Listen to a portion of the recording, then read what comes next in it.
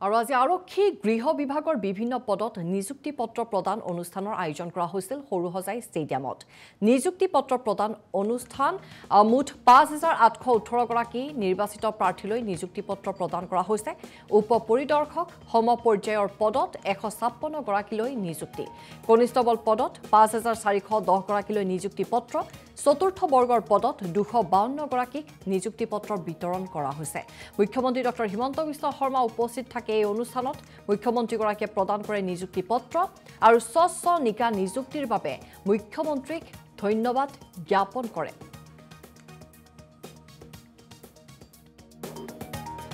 আজিৰ দিনটো আমাৰ সকলোৰে বাবে এটা আনন্দৰ দিন।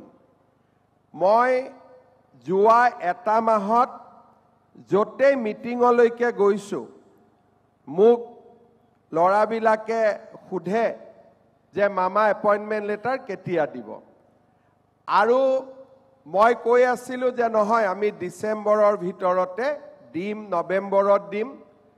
আজি আমাৰ এই দিনটো আহি পৰিলে। মই সকলো যুৱক যুৱতীক, আজি ইয়াত নিৰ্বাচিত সকলো যুৱক যুৱতীক মই আন্তৰিক অভিনন্দন আৰু শুভেচ্ছা জনাইছোঁ। আমি এই পৰ্যায়ত আহিবৰ কাৰণে বহু কষ্ট কৰিছোঁ। ৰাতিপুৱা উঠিছোঁ, দৌৰিছোঁ, কষ্ট কৰিছোঁ। কিমান দিনৰ পৰা দৌৰা প্ৰেক্টিছ কৰি আছিলোঁ? ৩ বছৰ কোনে কোনে প্ৰেক্টিছ কৰি আছিলে? বাপৰে। আৰু 2 বছৰ?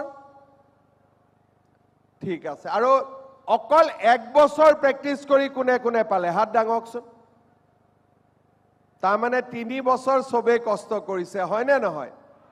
আজি 3 বছৰৰ পিছত, অলপ সময় পিছতে আমি এপইণ্টমেণ্ট লেটাৰ পাম। মনটো কেনেকুৱা লাগি আছে?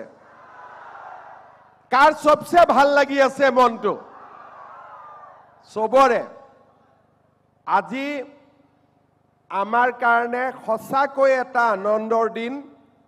আজি আমি ১৫৬ গৰাকী প্ৰাৰ্থীক পুলিচত উপ পৰিদৰ্শক হিচাপে নিযুক্তি দিম আৰু ৫,৪১০ গৰাকী প্ৰাৰ্থীক আমি কনিষ্টবলৰ চাকৰিত আমি নিযুক্তি দিম।